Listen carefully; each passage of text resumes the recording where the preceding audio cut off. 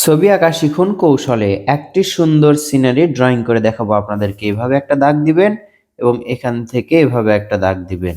এরপর দেখুন ১, ২। আবার দেখুন এখানে ১, ২। এখান থেকে এই দাগের সাথে মিলিত হবে, এখান থেকে এটার সাথে এবং এটার সাথে। দেখতে পাচ্ছেন এইগুলো হচ্ছে নদীর পাড়।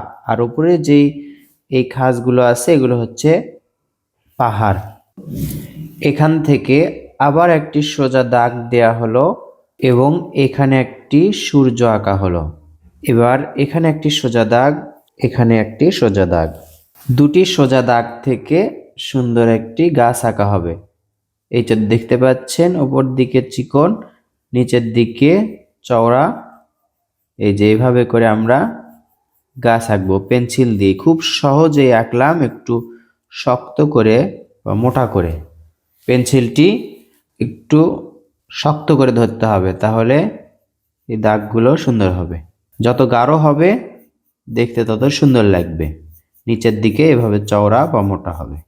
সূর্যের পাশে দিয়ে এভাবে ছায়া দিতে হবে, মানে পেন্সিল দিয়ে কালো করে দিতে হবে। এবার উঁচু পাড়গুলোর নিচে থেকে এভাবে দাগ দিতে হবে। দেখুন আপনাদেরকে দেখাই, সবগুলো পাড়েই আমরা একই রকম করে দাগ দিয়েছি। নিচে এই দাগের সাথে ধরে উপর দিকে তুলতে হবে। আবার দেখুন এখান থেকে এভাবে করে ধরে উপর দিকে তুলতে হবে। শক্ত করে ধরতে হবে এবং হালকা করে তুলতে হবে। এবার নদীর মাঝে যে পানির দাগগুলো এভাবে দিতে হবে পাড় থেকে। এই পাড় থেকে দেখুন দাগগুলো কোনোটা ছোট কোনোটা বড় করে এভাবে টেনে দিচ্ছি। তাহলে দেখুন দৃশ্যটা কিন্তু অনেক সুন্দর হয়ে উঠবে।